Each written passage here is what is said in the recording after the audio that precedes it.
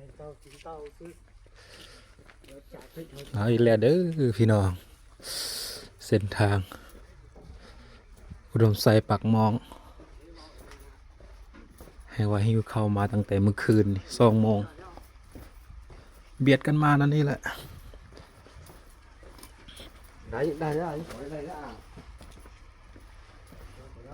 เบิ่งสิพาไปเบิ่งสาเหตุเป็นมาหยังรถปีนว่า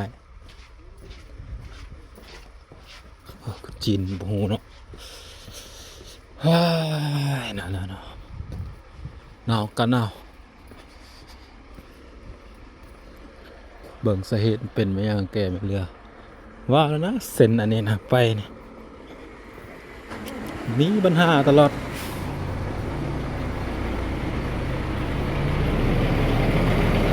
โอ้มันรถปีนอยู่นี่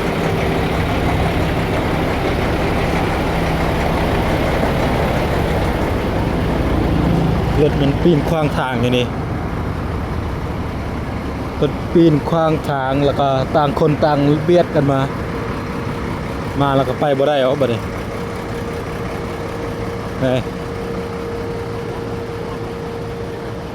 คันนี้นี่แหละ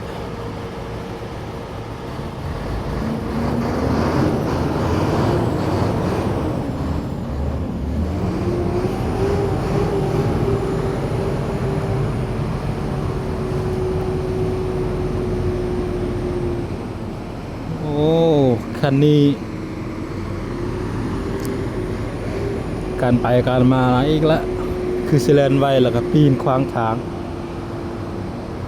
วันนี้ทางนั้นก็เบียดมาทางนี้ก็เบียดลงไปบ่ได้บัดนี้ถ้าบ่เบียดกันมานี่ลีกกันได้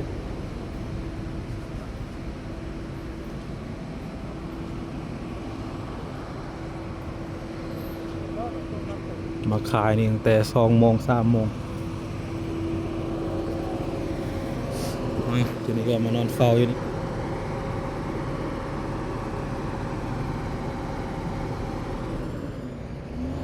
นี่เป็นเส้นทางอุดมไซไปปักมองนะเต็ม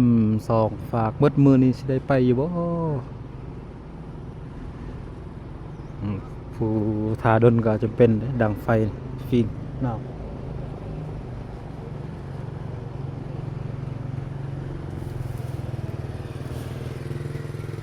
ได้แล้วบ่ทางลม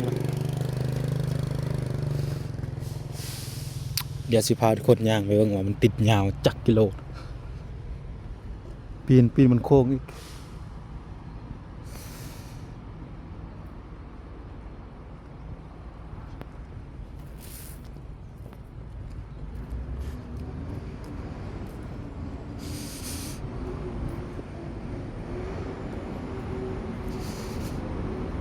มีแต่รถจักรและไปได้นะนี่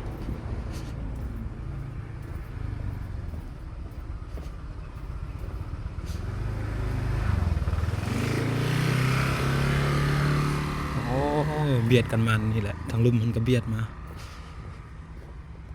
แค่เราท่าตามเลนของไฟของมันนี่ก็คือสิบติดเทิงลงมาก็เบียดมาเจอกันก็ยากกว่าบัดนี้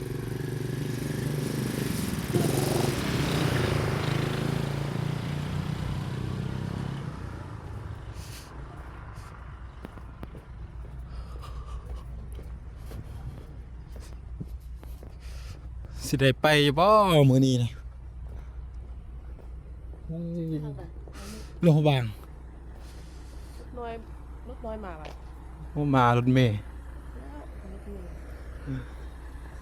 ยังใกล้บ่อสวดปักหม่อง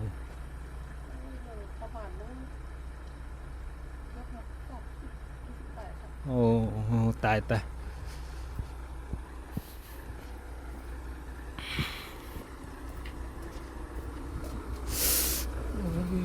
มีแต่รถบรรทุก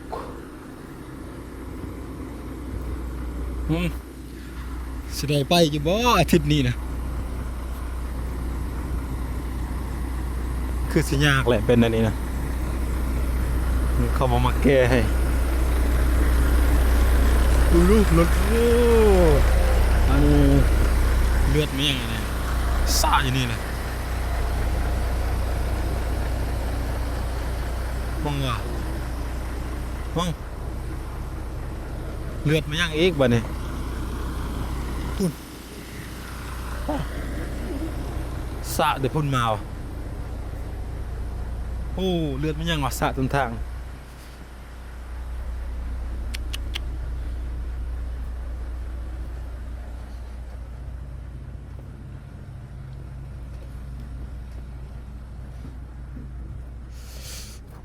โอ้ยตอนนี้เบิ่งส่งสัญญาณไปบางมองรถผู้ใดลูกน้องเคียวมาเนี่ยใจดีครับเด้อตอนนี้กำลังสัญญาณไปบางมองสิออกป่าไม้ก็สิไปหลวงพระบาง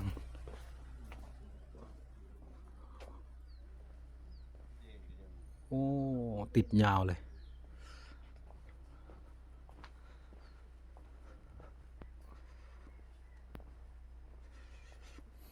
ได้ไปแล้วมือทึงกับเบียดมาท่านี้เบียดไหม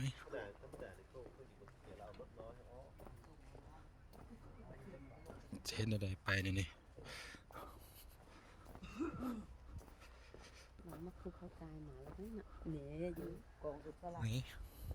รถคานี่รถต่างสินค้านี่ยังใครยุ่ยังได้กินอยากข้าวก็กินข้าวโอ้ย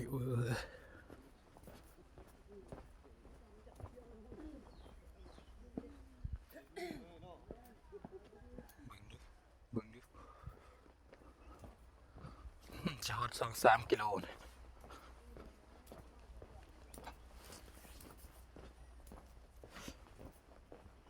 เบิ่งความยาวของมัน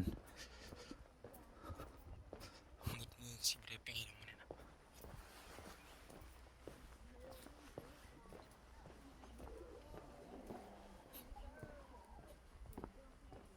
สัญญาณกับผมมี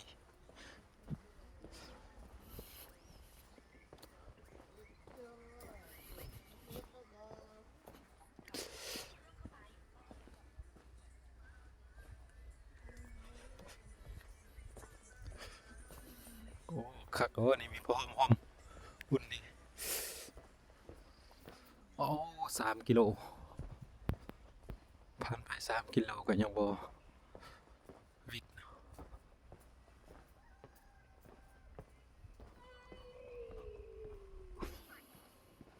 สาเหตุที่มันติดนะทางก็เลียนเที่ยวกันทางเบื้องขวาเลนไปเลนมันรอทางคือสิบติดคันหนึ่งเห็นว่ารถติดคันหนึ่งเลนมาครับเบียดไปสุดท้ายไปไม่ได้กันจอดเบื้องแยกกันเลยนี่พี่ตั้งแต่2 โมงกลางคืนฮอดเช้า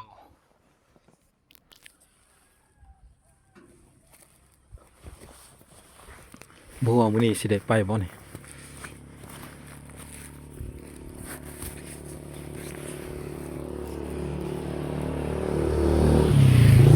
แล้วนี่แหละเส้นทางบ้านเฮานี่มีความยุ่งยากหลายโอ้ยยากมันเป็นรถบรรทุกเด้ผู้ใดเข้ามาเบิ่งแล้วฝากกดไลค์กดแชร์เด้อทุกคนแล้วก็การไปกันมาก็มีสติค่อยไปค่อยมาเนาะ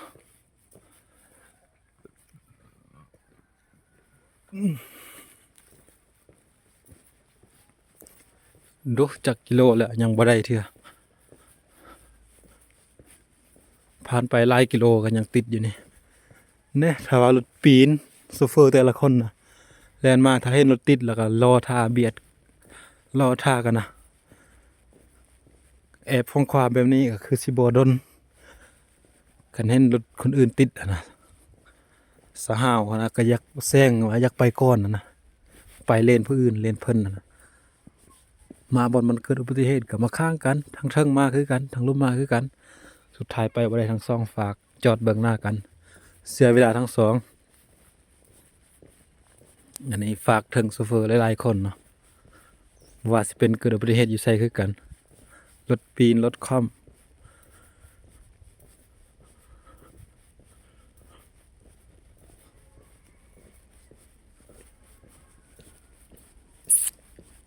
มองดูเบิ่งดู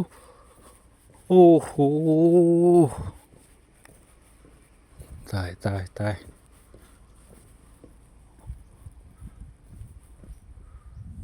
น่าจะยาวไปฮอดปักมองพุ่นน่ะเอ้าคลิปนี้ก็คือสิจบเพียงเท่านี้เนาะพอได้เข้ามาเบิ่งแล้วก็ฝากกดไลค์กดแชร์แล้วก็มีสติการไปกันมากันเด้อพี่น้องทุกคน